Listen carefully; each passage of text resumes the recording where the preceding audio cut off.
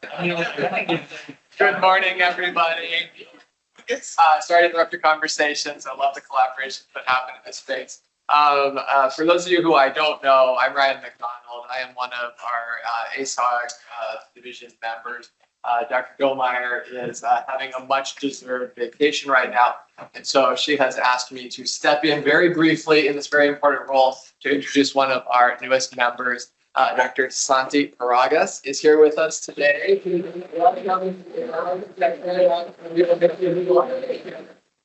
He's coming to us actually from a long time at the University of Colorado, all the way from undergrad through medical school through his residency training. He's been very productive there, has produced more than any of the people who are going up for associate professor. I can tell you because I'm on the promotions committee. So he's been very active, really excited to see what he will continue to do here. Has a lot of interest in the reproductive justice and representation of minority communities. So we're really excited to see how you're going to expand that work here. And welcome. Thank you. Please, everybody, say hi when you can, and welcome in personally. Good morning, everybody.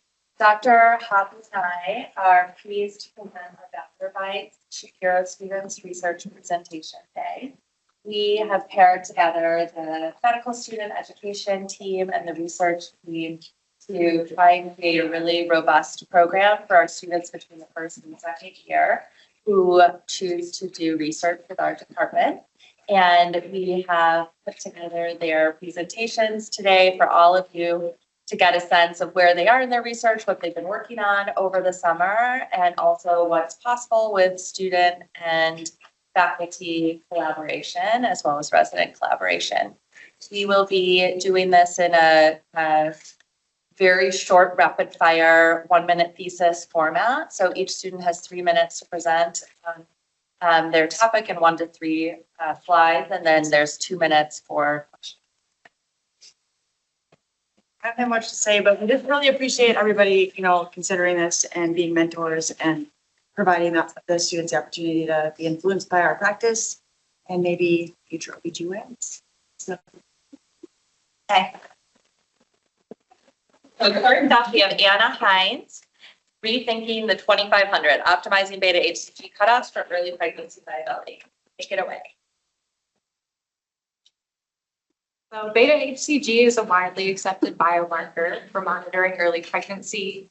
At UW Health Fertility Care Clinic, patients undergoing assisted reproductive technologies have quantitative beta HCG levels drawn at 4 weeks and 0 days, 4 weeks and 2 days, and then again at 5 weeks and 2 days gestational age to assess for appropriate rise.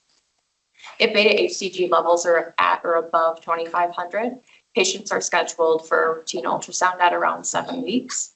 But if they're below 2,500, patients are categorized as high risk for non-viable pregnancy and brought in earlier, around 5 weeks and 4 days for imaging. This earlier ultrasound allows for quicker diagnosis of non-viable pregnancies, especially critical in the case of ectopic gestations, which are life-threatening.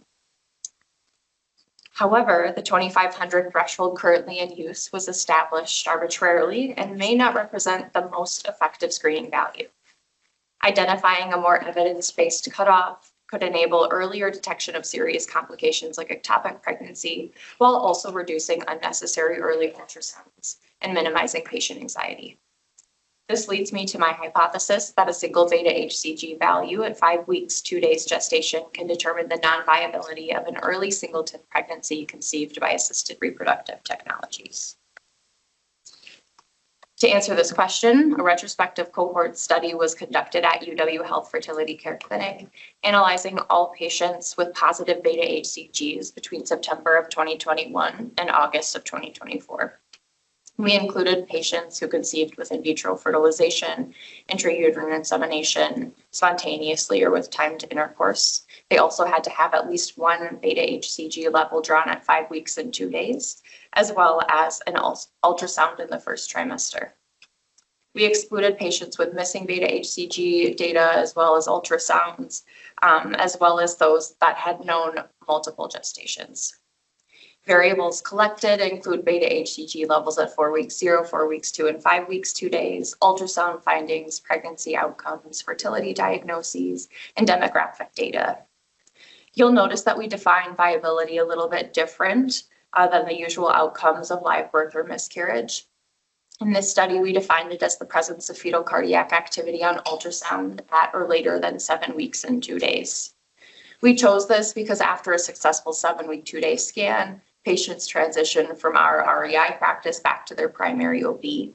So from the standpoint of fertility care, that ultrasound represents the practical endpoint of our management. Data collection ended in early August, and we don't have results yet, but the goal is to use receiver operating characteristic curve analysis to identify the beta HCG threshold at 5 weeks and 2 days that best predicts non-viable pregnancy while maximizing sensitivity and specificity. Here are the preliminary characteristics of our study population. We identified 567 pregnancies that met inclusion criteria. The average age was 34 and average BMI was 30, which reflects our typical fertility population. In terms of fertility treatment, almost half conceived with IVF, a third with IUI, and smaller proportions with timed intercourse or spontaneously. Importantly, 1.9% of patients had ectopic pregnancies, highlighting the need for early detection of non-viable pregnancy. And we're still cleaning our data set, but these preliminary demographics help shape that population that we're analyzing. An ROC curve helps us visualize how different beta HCG cutoffs balance sensitivity and specificity. The gray diagonal represents the chance line. Anything above that line shows that the test performs better than chance. On the mock ROC curve on the right here, so there are no results or numbers, but you can see how different cutoff choices change the balance. Some points will prioritize sensitivity while others prioritize specificity. Not only will we examine where 2500 lies along this line, but then we'll also explore whether another cutoff provides a better balance. For our purposes, prioritizing sensitivity is critical. Missing an ectopic pregnancy is far riskier than performing an extra ultrasound for a patient. So our goal is to choose a cutoff that maximizes sensitivity while still keeping specificity at an acceptable level. Thank you for your attention. And if you have any questions, I'd be happy to answer.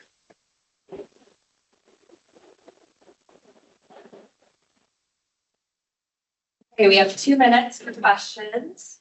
Anybody online or in the room with a question or two? I just have a question. Why'd you pick 5 weeks, 2 days? So 5 weeks and 2 days is kind of like the point at which we could see gestational sac on ultrasound as well as the cardiac activity. So it's kind of like the earliest point where we could check with an ultrasound if it's viable or a non-viable pregnancy.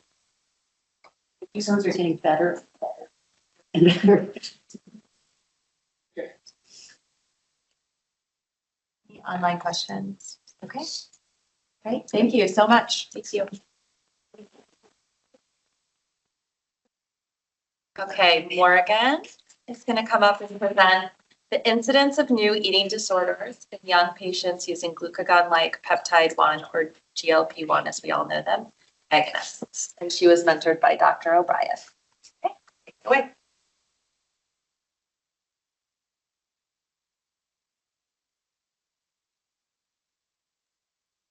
So, like they said, my project this summer was called Incidence of New Eating Disorders in Young Patients Using Glucagon-like Peptide 1 or GLP-1 Agonists, and I was mentored by the wonderful Dr. O'Brien. For a little bit of background, glucagon-like peptide or GLP-1 is a hormone that's released after eating that works to upregulate insulin secretion and downregulate glucagon secretion while also decreasing gastric emptying and enhancing satiety. The rise of this med has become very popular in the American media lately. While it was originally developed for treatment of diabetes, it's being utilized for weight loss, among other conditions, and is even being utilized for treating binge eating disorder. But little to date has been published regarding the incidence of new eating disorder diagnosis after a patient starts a GLP-1 agonist medication. So our hypothesis was that there will be high rates of incidence of new eating disorders diagnosed among young people taking a GLP-1 medication. Our methods included a retrospective chart review done here at the UW Health Systems, The patients were from ages 0 to 29, and they were prescribed a GLP-1 agonist from January 1st, 2015 to December 31st, 2024. The inclusion criteria were that they were to have confirmed to have started the medication and had at least one follow-up visit with the provider at UW Health. This allowed us to extract information from the chart that we needed. Various data was then collected and filled in on a REDCap survey, and this included things like race and ethnicity, sex assigned at birth, gender identity, length of time on a GLP, the type of GLP-1 prescribed, and other factors. Then a chi-square and Fisher's exact test were used to analyze the data by a UW biostatistician. We have a little bit of results yet. So we did 562 charts were reviewed. Of those 562, 417 of them actually started the medication they were prescribed. 97 never had a chance to start, and 48 of them were just unknown. Among the patients who were prescribed a GLP-1 and actually started it, 72 had a prior history of an eating disorder, or 18.7%. Only 3 of those, or 0.8% of those patients, received a new eating disorder diagnosis anytime after they started their GLP-1. And then 54 patients, or 9.7%, had some type of disordered eating behavior after starting a GLP-1 agonist, with the most common behavior being binge eating disorder with 6.8%, which makes sense because, like I said, the GLP-1s can be used to help with binge eating disorders. There was a higher proportion of females in the non-initiation group with 83.5% compared to the initiation group at only 70.7% with a p-value of 0.011. Patients were more likely to actually start their GLP-1 that they were prescribed if they were prescribed it for type 2 diabetes versus if they were being prescribed it for weight loss concerns or obesity with a p of under 0.001. And by far, the most common reason for not being able to start someone's GLP-1 that they were prescribed was due to insurance denial with 77.3%. In conclusion, despite the high-risk population examined in this study, the incidence of new eating disorders was under 1% among patients under 30 who started a GLP-1 agonist medication for any indication. Thank you.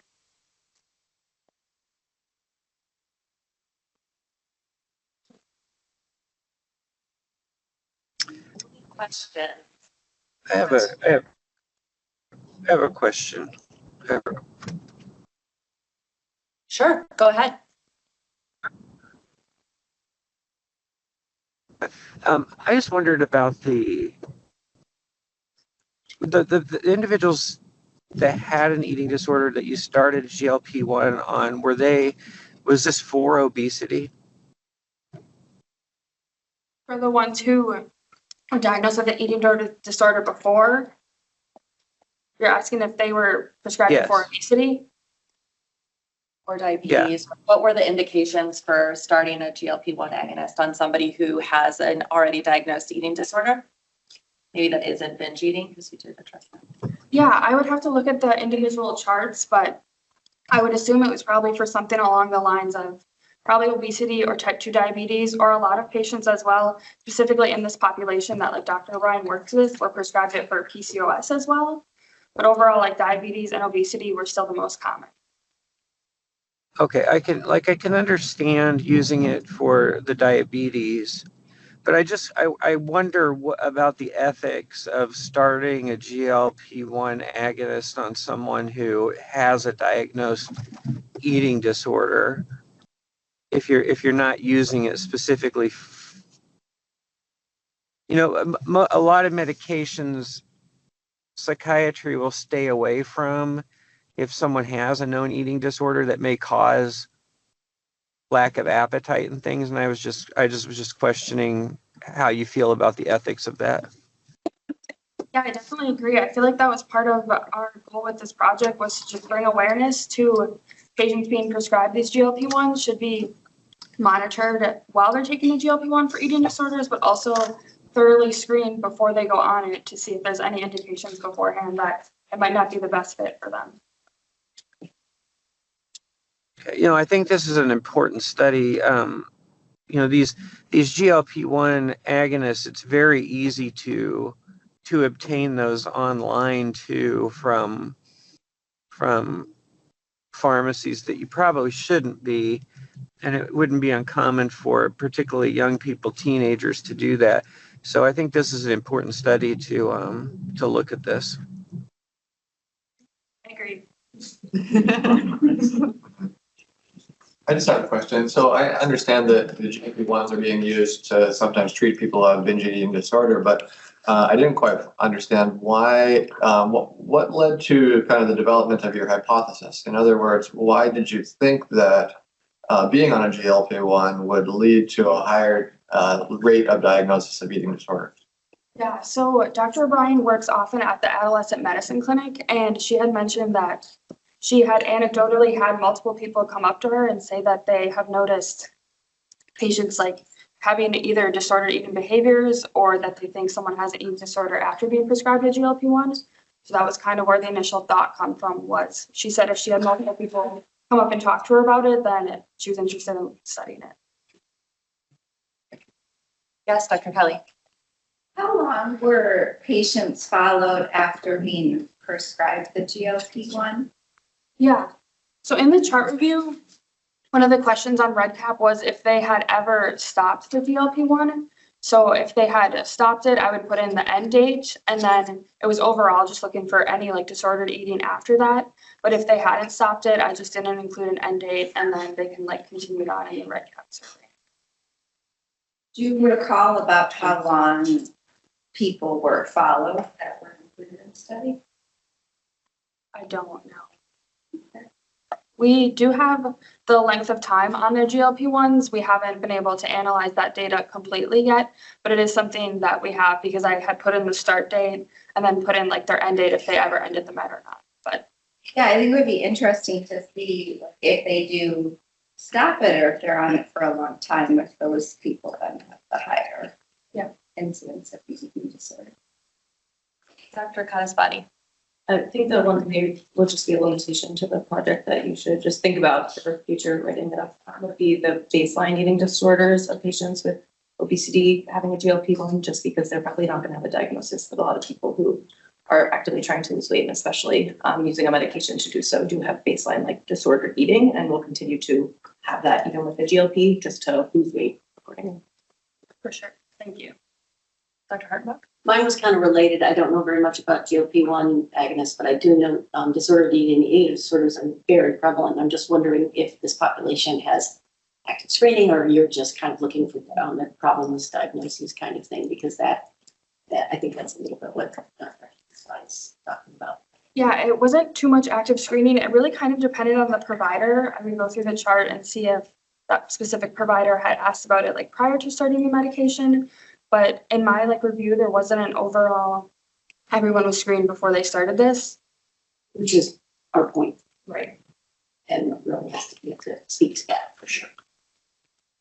Okay, great work. Thank you. Generated a lot of questions and interest. Thank you so much. Then next we have Bronwynn, who's going to be presenting on the prevalence and risk factors for cesarean scar defects. And she was mentored by Dr. Bhagavath and Dr. Cooney, as well as Dr. Bailey. What? Okay, thank you so much for having me. My name is Bronwynn Ziemann. I am a second year med student at UW, and I'd like to take a moment to share my gratitude for my co-authors, Brenen and Skalitzky, who will be presenting after me, our data analysis team, Dr. Godecker and Natalia, as well as my mentors, Dr. Bailey, Dr. Cooney, and Dr. Bhagavath.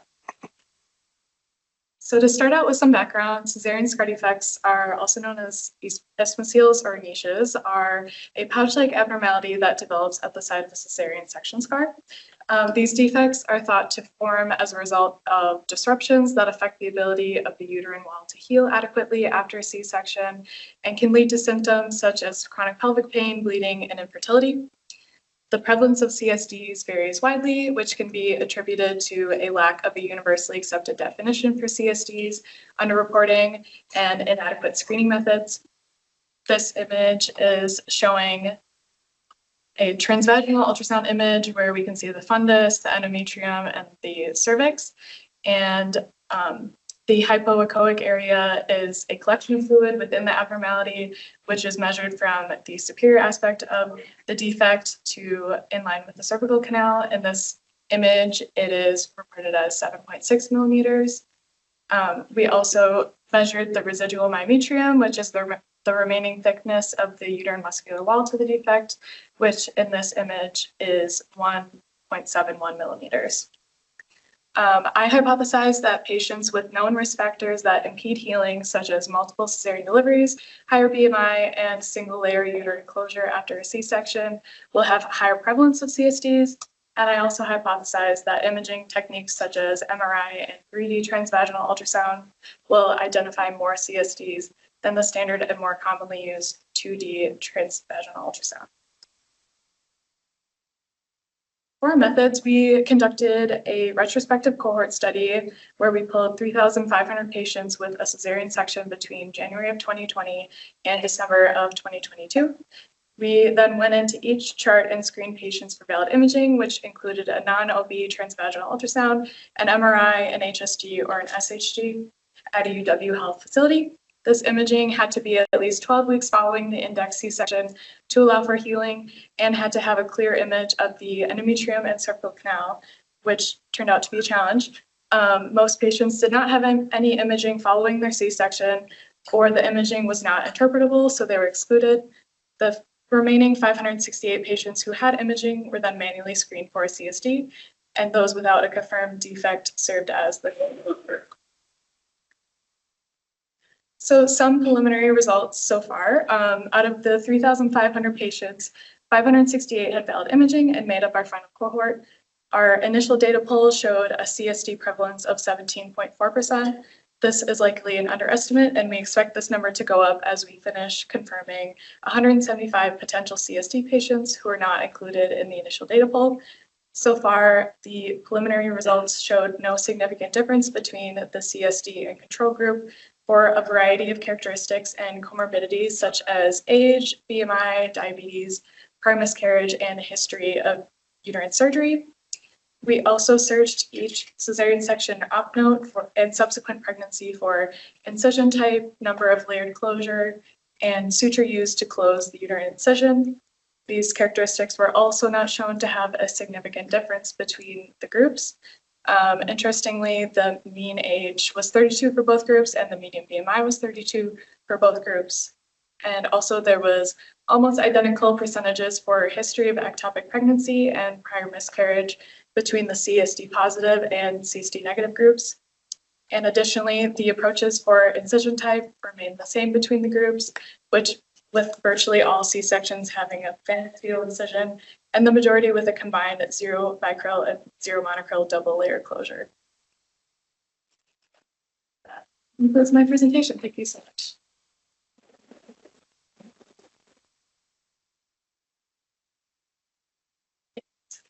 Will do. This is actually, she underrepresented. This study is, to me, really amazing. The faculty actually trained Brenen and Bronwynn on how to measure the cesarean scar defect. So these medical students actually went through all of those images and themselves measured the cesarean scar defect. So they learned how to read ultrasound, and the faculty made sure that they were reading accurately and did the QI for that. But that is amazing to me in this, just to highlight how amazing the Shapiro program is, that we had faculty who were able to train medical students and medical students who were determined and bright and were able to learn how to do this new skill and review over almost 600 images is like incredible to me. So I just want to point that out. And then we'll bring up Brenen because he also worked with Bronwynn and he can do his presentation and then they can take questions together. So Brenen, come on up.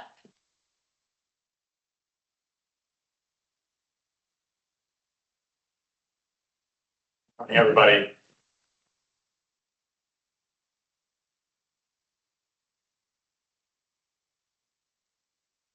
All right.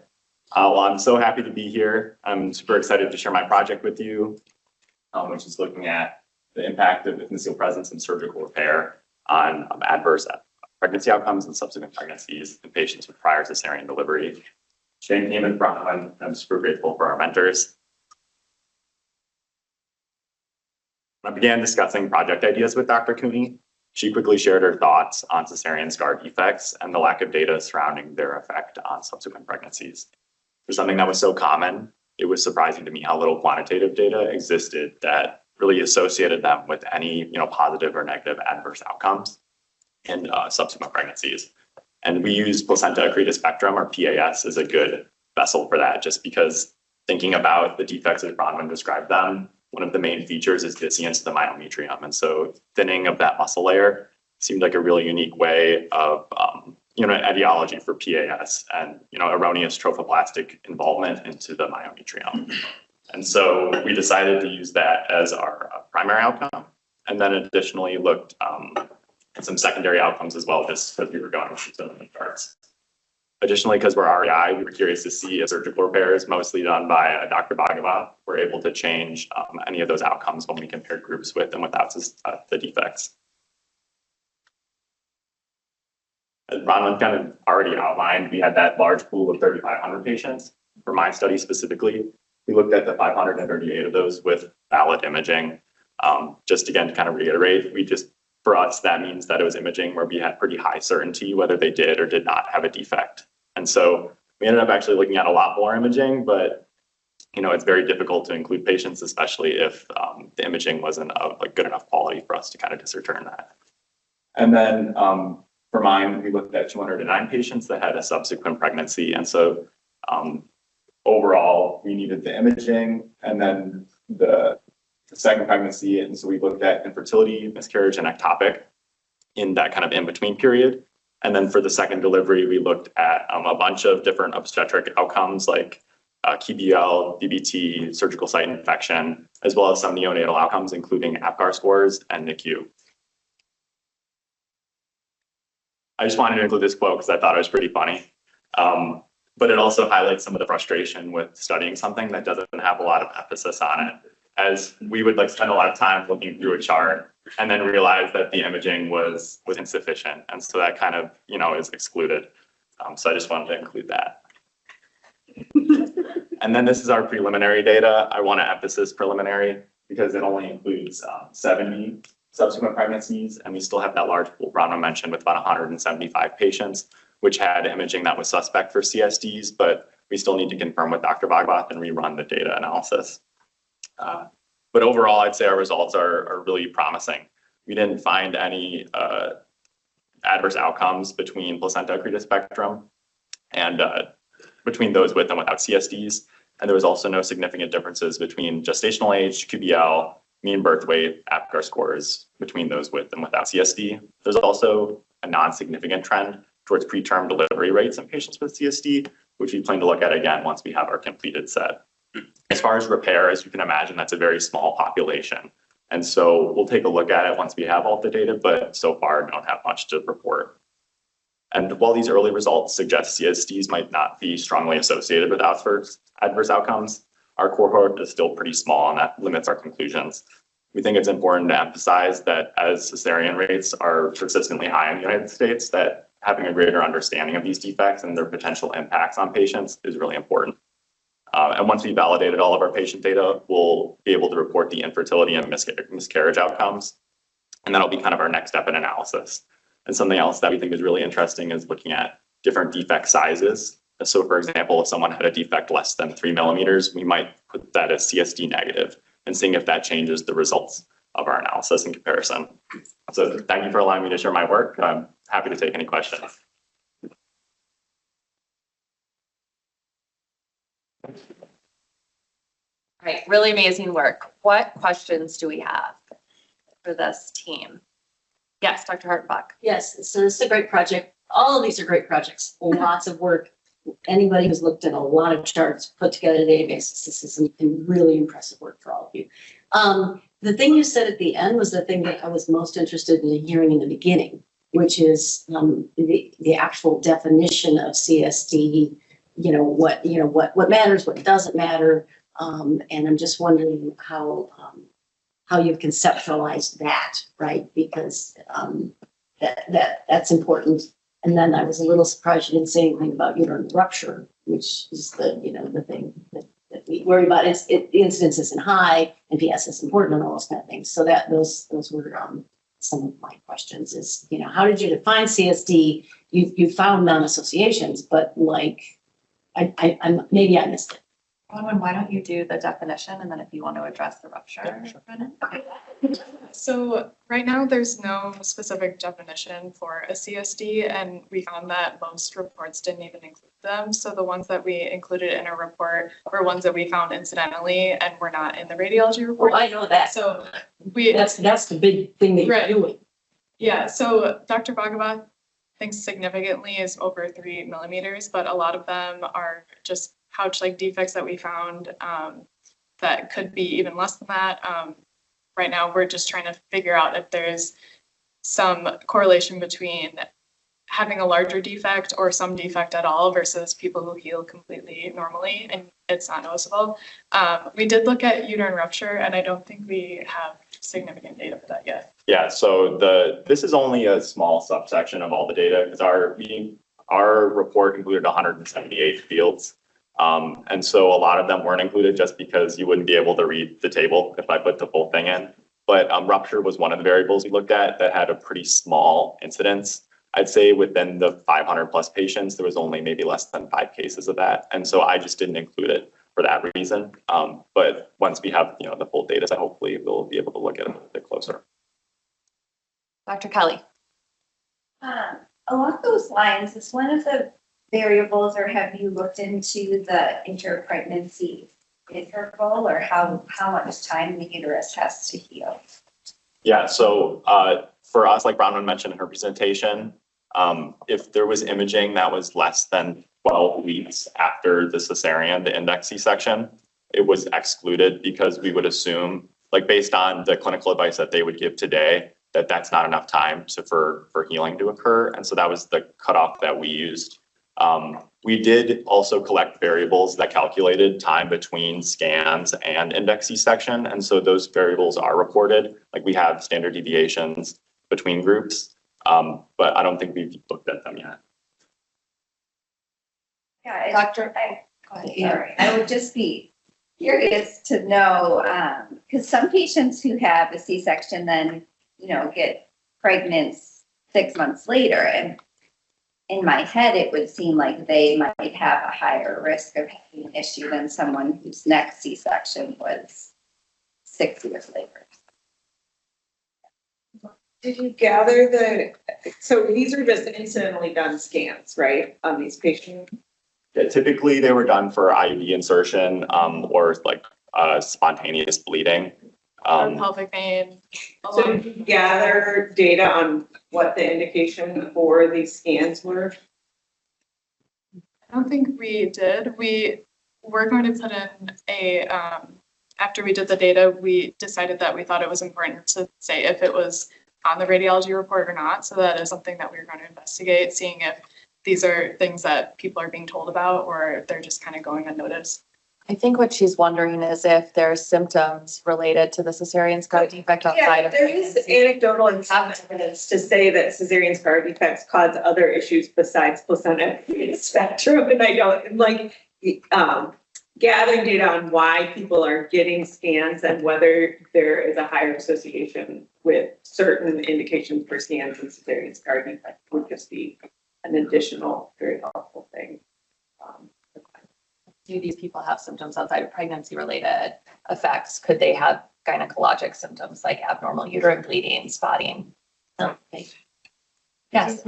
I was going to kind of just follow up on that because that was my similar idea, is that, clinically, when I've taken care of these patients, they tend to either have abnormal uterine bleeding, mid-cycle spotting, or they have very localized pain in the midline. And those patients are great candidates for a surgical removal. But if you are only including people who had a scan in the chart, there's maybe a reason why that indication led them to getting scanned that was a symptom of that isthmosal or of that scar defect. And that's going to artificially increase your prevalence.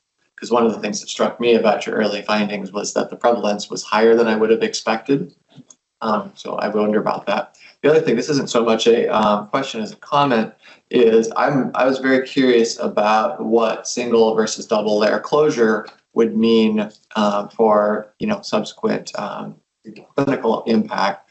But you are sampling an institution where virtually everybody gets a 2-layer closure. So if there is kind of a next step for this, I'd really like to see what kind of the variable in different sites might look like. Looking to see if everybody did get, what was the percentage? It's like 95. It was pretty high. Yeah. And I think too, like we saw some people that were kind of lost to follow-up because they might have had a subsequent pregnancy at a different institution. So I think this would have to be a larger scope where the data be followed at other facilities, but I think that's a great point. Great study. Colorado does a lot of single layer closure. There you go, maybe somebody. Great idea. All right, thank you guys. This is an incredible data set, and clearly there's other clinical questions that are coming up. So just building such an amazing data set is going to help answer a lot of questions. Thank you for all of your work. All right. Whose mentor was Dr. Stanic and Dr. Kara Hoppe. The REI division had like a huge mentorship this year in the Shapiro program. So, all right, go ahead and take it away. Hi, everyone. I'm Ellie, and as mentioned, I had the incredible opportunity of working with Dr. Hoppe and Dr. Stanic this summer. My project this summer was actually a continuation of a pilot that started with Nettie, and it's called Longitudinal Serum Biomarkers through 10 days postpartum in patients with and without hypertensive disorders of pregnancy. So starting with some background, hypertensive disorders of pregnancy include chronic hypertension, gestational hypertension, preeclampsia, and preeclampsia superimposed on chronic hypertension. And we care about hypertensive disorders of pregnancy because they affect almost 16% of pregnancies in the US. They're a leading cause of maternal death worldwide, and they remain a leading indication for hospital readmission following childbirth. And in order to understand why we're looking at longitudinal serum biomarkers in relation to hypertensive disorders of pregnancy in our study, it's helpful to first understand and hopefully accept that the immune system plays a fundamental role in establishing a viable pregnancy. More specifically, maternal white blood cells play a role in placental vascularization, uterine lining changes, trophoblast invasion, and spiral artery remodeling.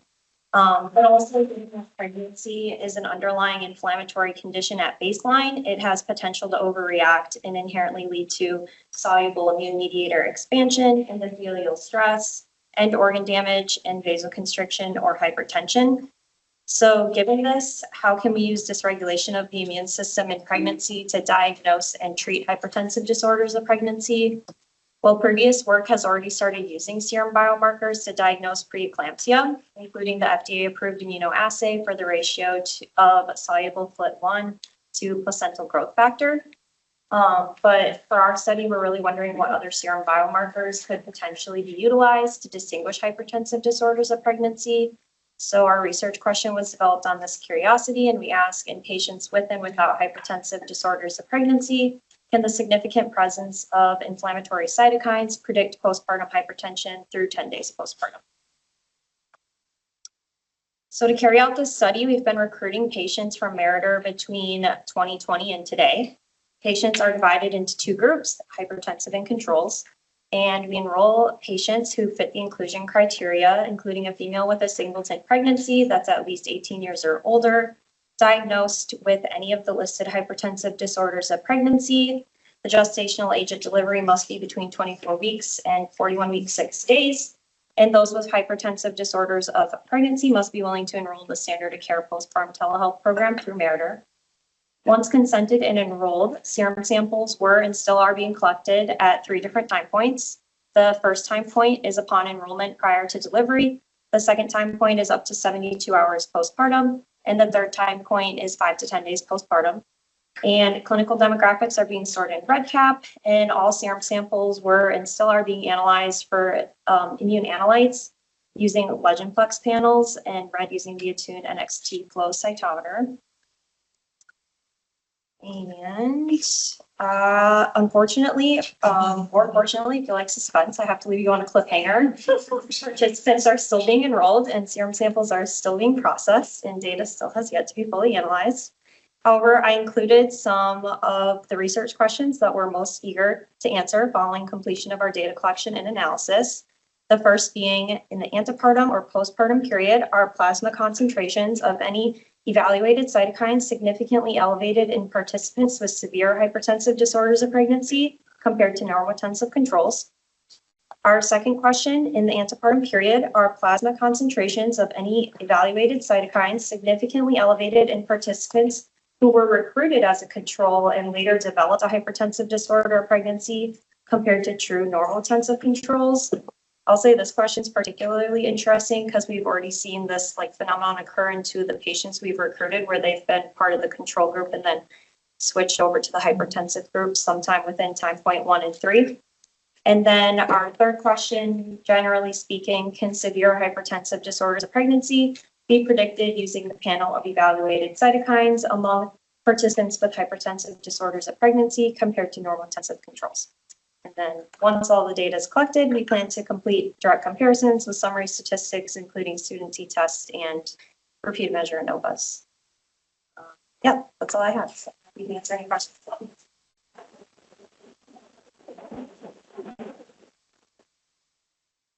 Questions?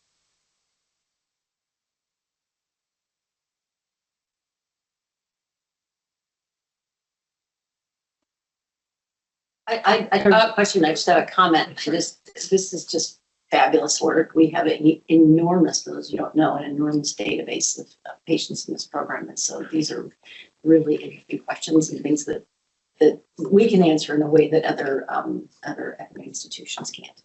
So that's great work. Just participating in this project and working with Dr. Stanic, it's just really exciting to have multidisciplinary collaboration, and then having a student that has time to integrate. She integrated fully with our clinical research office. She functioned as a clinical research coordinator, was able to be at the bedside, talk to patients, enroll patients, and be in the lab at the bench and, helping run analysis and even doing the assays. And so I just think it was a full immersion and an example of what's possible in 8 weeks. And I just think that's pretty cool. This is super interesting. I'm very interested in what, when we uncover things like hypertension and pregnancy, what that means for people's long-term health. But one of the things that we often run into clinically is trying to figure out if this chronic hypertensive is going to become preeclamptic and what are their intrapartum risks. When you talk about question 1 and kind of looking at comparing people who are normotensive versus those with hypertensive disease, what's your plan to kind of tease out types of hypertension and what those might mean for us clinically? You guys talked about that. Can you? Meaning, are you going to look at kind of the cytokine differences between people maybe who have chronic hypertension versus those who develop gestational versus preeclampsia? Yes. The goal would be to stratify the data by hypertensive disorder to see if there's a specific cytokine specific to that diagnosis that could help tease it out. And the goal is that you could prevent severe hypertension once the patient leaves the hospital. If you could catch it earlier with the cytokine levels, that would be great. And Ryan, another thing to think about, and I've talked a lot with Ian Bird about, is if we can look at different profiles of these types of people, not only can we immediately predict in those first 10 days, maybe who's going to have these spikes, because that's where a lot of the morbidity happens. But, I've talked to Dr. Bird, could there is a profile of somebody with high inflammation or something, could they be treated with monoclonal antibodies or something to reduce inflammation or maybe help the heart recover, for example. So there is a lot of discussion that's pretty cool between the clinical and the bench people in the department. So those are all things we've been thinking about. Dr. Stanic, I saw had an online hand raised.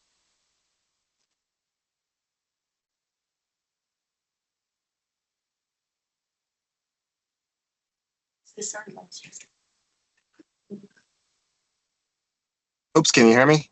Yep. Okay, good.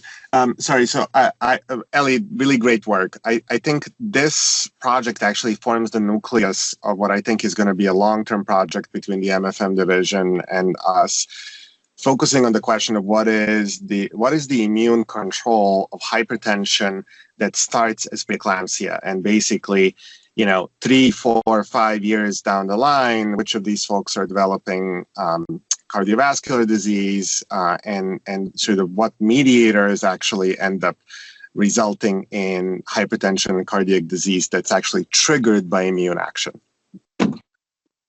Right, great. And then for the sake of time, we have to move on to our last presentation. Thank you so much.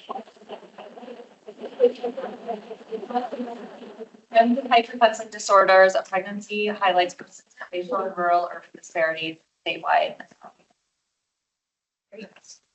Hi, everyone. Thank you for being here. My name is Solberg. I'm a second-year medical student, and I had the incredible opportunity of working with Dr. Hoppe this summer, looking at statewide trends in hypertensive disorders of pregnancy. So to give some background, as Allie mentioned in her presentation, hypertensive disorders of pregnancy is an umbrella term that encompasses several diagnoses. And together, these are estimated to affect around 10% of pregnancies nationwide and are rising in incidence at 7.6% per year. Black patients have historically carried a disproportionate burden. They face over 3 times the risk of preeclampsia compared to non-Hispanic white patients. And preeclampsia and eclampsia are the leading causes of death in this population. Interesting regional disparities are also emerging. This is a recent study out of Northwestern that found that the Midwest has the highest incidence of hypertensive disorders of pregnancy nationally, with urban rates exceeding rural rates. But few studies have explored this at the state level. So to better understand this issue in Wisconsin, we had 3 goals. The first was to quantify the incidence and annual % change in hypertensive disorders of pregnancy by subtype, race and ethnicity, and rural versus urban residents. The second was to examine trends in severe maternal morbidity among patients with and without a hypertensive disorder. And the third was to identify the most common severe maternal morbidity indicators among patients with a hypertensive disorder. So to do this, we conducted a retrospective cohort study of all births in Wisconsin from 2017 to 2023 using Wisconsin Hospital Association data. And we identified hypertensive disorders and severe maternal morbidity using ICD-10 codes. We then calculated incidence and average annual % change per 10,000 births, and we stratified by demographic and geographic variables, as well as the presence of a hypertensive disorder. And then we identified the top severe maternal morbidity indicators among patients with a hypertensive disorder.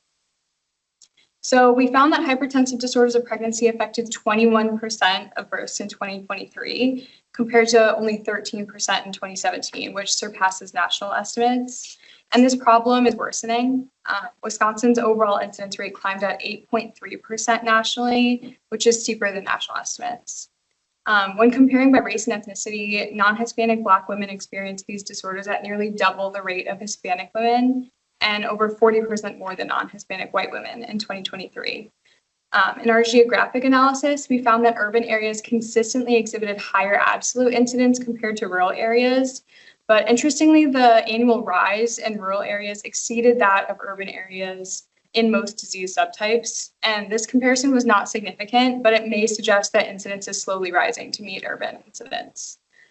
And then patients with hypertensive disorders of pregnancy had significantly higher severe maternal morbidity rates compared to those without, which was expected. I don't know if you can see this chart here, but the most common severe maternal morbidity indicators included acute renal failure, DIC, ARDS, eclampsia, pulmonary edema, and heart failure. So to conclude, we report a growing burden of hypertensive disorders of pregnancy in Wisconsin from 2017 to 2023, with disparities across racial, ethnic, and geographic groups. And we hope these findings compel other states to assess their local burdens and adopt targeted interventions for their most vulnerable populations. Although our data set had limited demographic granularity, we hope that future studies explore neighborhood deprivation indexes, or indices, diet, exercise, and access to obstetric care to identify some of the underlying drivers of these trends.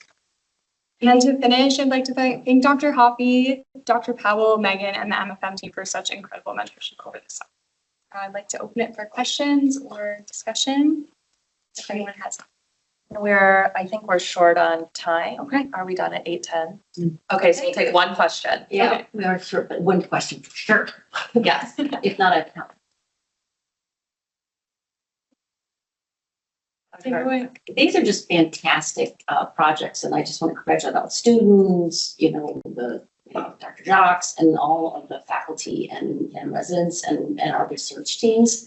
And you just mentioned you could expand this and include area deprivation index, and many people know, but not everybody knows that we have some of the best data in the country that everybody in the country is using with our deprivation index of Dr. Heintz. And so I would encourage everybody to start moving towards that, because this concept of the exposome and all the things in your environment and the social determinants of health, those have to be baked into all of our policies. So this is great work. Thank you, everybody. Thank you for your time and attention And thoughtful questions, and please consider having a Shapiro student if you have a project there. It's an incredibly fruitful and rewarding process for him.